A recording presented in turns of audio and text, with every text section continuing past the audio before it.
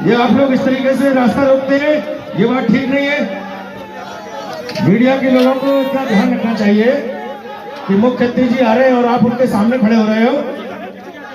मुख्यमंत्री जी के सामने नहीं खड़े होते हैं, पीछे हट जाए सब लोग, पीछे हट। माननीय अध्यक्ष जी आपके बीच में माननीय अध्यक्ष जी आपके बीच में आ चुके हैं। आप सभी लोग इधर से सामने आ जाए, दाहिनी तरफ के लोग सब सामने आ जाए, दाहिनी तरफ के लोग सभी सामने आ जाए। आपके प्रिय नेता एडवोकेट चंद्रशेखर जी आपके बीच में आ चुके हैं। आपके नेता भीम आर्मी के चीफ आजाद समाज पार्टी के राष्ट्रीय अध्यक्ष एडवोकेट चंद्रशेखर जी आपके बीच में आ चुके हैं। दाहिने तरफ जो हमारे साथी खड़े हैं, आप सभी से मेरी अपील है, आप सभी लोग सामने आ जाएं। दाहिनी तरफ के सभी लोग सामने आए, जिससे आप लोग अपने प्रिय नेता को देख सकें, अपने प्रिय नेता के विचार सुन सकें।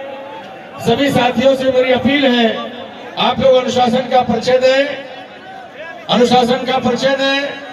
सभी लोग सामने जाएं, यहाँ से हट जाएं, सीढ़ियों के पास से, सीढ़ियों के पास से हट जाएं। आप लोग सामने जाकर, आप लोग कुर्सियों पर खड़े ना हो, आप सभी लोग बैठ जाएं कुर्सियों पर, कुर्सियों पर आप लोग खड़े ना करो। हम आपके साथ हैं। हमारा नेता कैसा हो, हमारा नेता कैसा हो, भीम आर्मी जिंदाबाद, जिंदाबाद जिंदाबाद, भीम आर्मी जिंदाबाद, जिंदाबाद जिंदाबाद, आजाद समाज पार्टी जिंदाबाद, जिंदाबाद जिंदाबाद, आजाद समाज पार्टी जिंदाबाद, जिंदाबाद जिंदाबाद। बहुत धन्यवाद।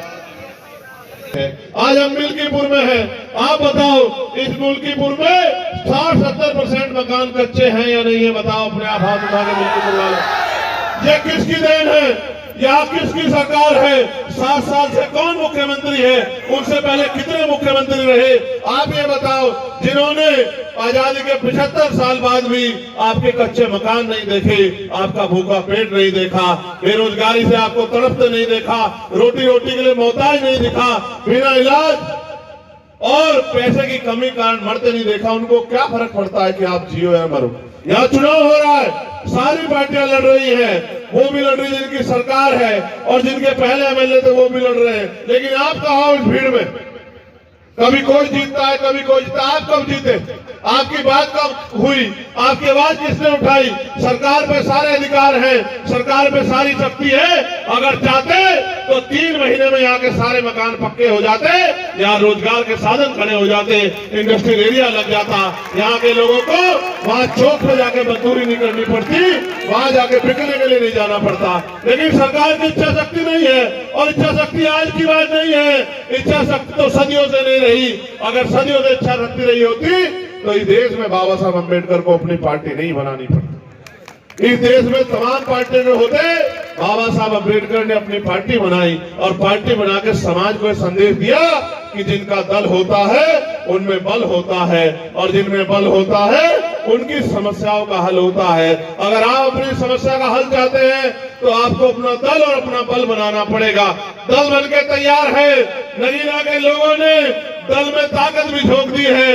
इस बार बारी मिल्कीपुर की है, मिल्कीपुर वाले भी इस बार ताकत झोंक दो, फिर आप देखना जिस तरह पार्लियामेंट में चंद्रशेखर आजाद आपकी आवाज उठाते हैं, उसी तरह लखनऊ की विधानसभा में सूरज चौधरी दहाड़ दहाड़ के आपके क्षेत्रों के लिए लड़ने का काम करेंगे।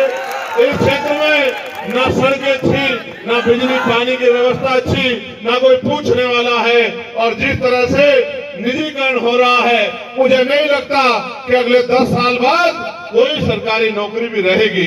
400-500 रुपए की मेहनत मजदूरी करके आप मुख्य धारा में नहीं जुड़ सकते हो। मेरे लोगों, जो मजदूरी कर रहे हैं उनको देख लो, घर बनाने में उनके जूते घिस गए हैं।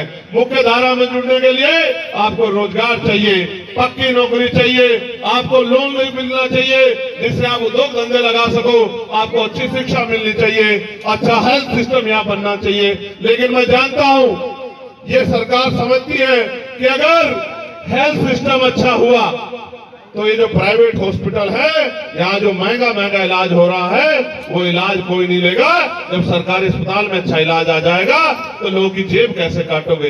एक तो महंगाई का दौर, ऊपर से बड़े बड़े प्राइवेट स्कूल, गरीब तो जाता सरकारी स्कूल में जहाँ पढ़ाई के नाम पे खाना पूर्ति है, और अमीर जाता है प्राइवेट स्कूल में जहाँ अच्छी पढ़ाई हो रही है। यानी कि गरीबों के आगे बढ़ने के सारे रास्ते सरकार बंद कर रही है, और आरक्षण आरक्षण आरक्षण की बात रोज करते रहते हैं। क्या करेंगे आरक्षण का जब पक्की नौकरी नहीं होगी? क्या करेंगे आरक्षण का जब सरकारी नौकरी नहीं होगी? आज तो पिछड़े वर्ग के लोग, बहुत बड़ी आबादी यहाँ रहती है, पिछड़े वर्ग के लोग अपने दिल पे हाथ रख के पूछे कि इन सरकारों ने आपको क्या दिया है? जिनकी 52% आबादी थी उनको 52% हिस्सेदारी मिलनी चाहिए थी। 52% आबादी को 12, 14, 15% हिस्सेदारी भी सही तरह नहीं मिल रही, और कोई पूछने वाला नहीं है।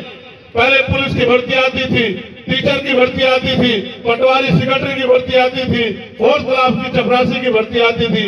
आज तो अगर कोई आता है तो बस हमारी आहे और हमारा दर्द जो हम एक दूसरे से सुनते हैं, कोई पूछने वाला नहीं है। मैं तो धन्यवाद दूंगा सूरज चौधरी का कि विगत 15 सालों से वो इस क्षेत्र की सेवा कर रहे हैं। हालांकि बड़ी बड़ी पार्टियों ने उनको नकार दिया, बड़े पैसे वाले साधन वाले लोगों ने उनकी अहमियत को नहीं समझा, लेकिन आजाद समाज पार्टी मेहनत करने वाले लोगों की कदर करती है, लड़ने वाले लोगों की कदर करती है। इसलिए हमने तय किया कि भाई सूरज चौधरी जी को हम लोग मौका देंगे, और सूरज चौधरी जी यहाँ से जीत के अगर जाएंगे तो आपकी आंखों में आंसू नहीं आने देंगे, आपकी आवाज उठाने का काम करेंगे।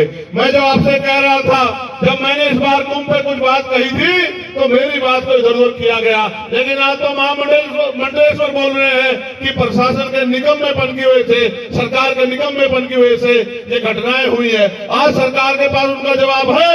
मैंने तो कहा था, बन चंगा तो कटौती में गंगा, यानी कि जिसका मन साफ सुथरा है उसे कहीं जाने की जरूरत नहीं है। लेकिन आप बताओ, आप तो नारा देकर बुला रहे थे कि आ जाओ आ जाओ, अमृत वर्षा हो रही है, लेकिन जब ये गरीब अमृत वर्षा में गए तो इनकी जान की रक्षा भी नहीं कर पाए। मैं मीडिया के माध्यम से कहना चाहता हूँ, ये हत्याएं हैं और इनकी हत्या का दोषी सरकार है, मुख्यमंत्री है।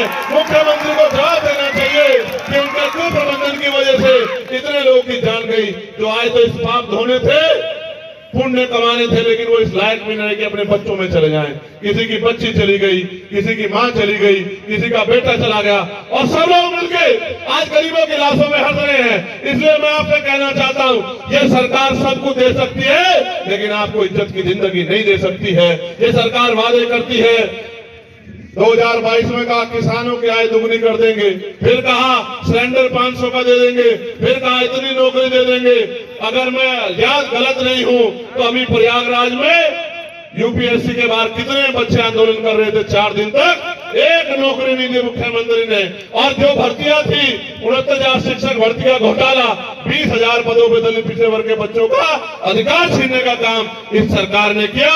पटवारी की भर्ती में घोटाला, पुलिस की भर्ती में घोटाला, कोई पूछने वाला नहीं है। जिन गरीबों को आज तक मकान नहीं पहुंचे उनकी हालत कैसी होगी, वो अपनी बच्चों की सम्मान की रक्षा कैसे करते होंगे। जिनका रोजगार नहीं पहुंचा वो खाते क्या होंगे और वो अपने घर को चलाते कैसे होंगे। क्या गरीब हमेशा गरीब रहेगा? क्या गरीब हमेशा अपमानित होता रहेगा? क्या इन गरीबों के लिए इनकी आवाज उठाने वाला कोई नहीं है? ये आवाज उठाने में कहीं ना कहीं चूक हमारी भी है, क्योंकि बाबा साहब अम्बेडकर तो अपने 4-4 बच्चों को कुर्बानी देके हमें वोट का अधिकार देके गए थे। गए थे। ये वोट का अधिकार तो है कि राजा महाराजा बड़े बड़े कुर्ते वाले पैसे वाले आपकी गलियों में आ रहे होंगे, नहीं आ रहे होंगे? आ रहे होंगे, नहीं आ रहे होंगे?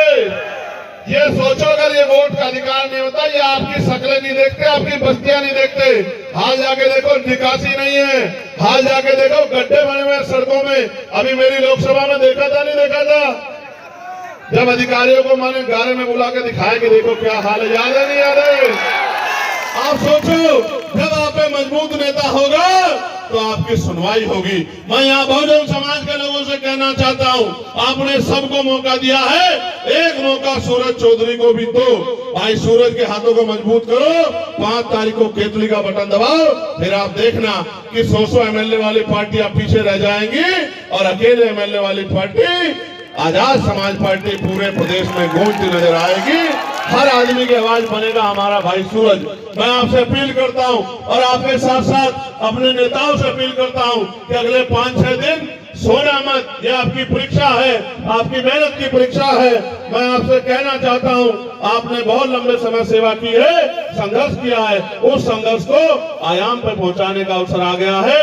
दिन रात मेहनत करो और आपका मुकाबला उनसे है जो बहुत बड़े पैसे वाले हैं, धन्ना सेठ है, जिनकी बड़ी बड़ी लेगेसी है। मगर याद रखना, काशीराम साहब कहते थे, तमन्ना अगर सच्ची हो तो रास्ते हजार होते हैं और तमन्ना अगर झूठी हो तो बहाने हजार होते हैं। अगर आपकी तमन्ना सच्ची है, आपका लक्ष्य सच्चा है, आपने ठान लिया है, तो कोई आपको नहीं रोक सकता। इसलिए मैं आपसे कहना चाहता हूं कि आपको और हमें, मैं आपको भी पिछली बार कह के गया था, मिल्कीपुर वालों, आज फिर कह रहा हूं, जेब में फोन है, क्षेत्र में रिश्तेदारी है, 8 घंटे पेट को भरने के लिए 8 घंटे काम करते हो, मेहनत मजदूरी करते हो और फिर ये सोचते हो कोई आपकी लड़ाई लड़े। लेकिन अपनी इज्जत की जिंदगी के लिए, सुख सुविधाओं के लिए, अच्छी पॉलिसियों के लिए 1 घंटा रोज आप ही सूरज चौधरी बनकर काम करो। फोन उठाओ, रिश्तेदारियों में फोन करो, दोस्तों को फोन करो, घर से निकलो, अपनी बस्तियों में जाओ,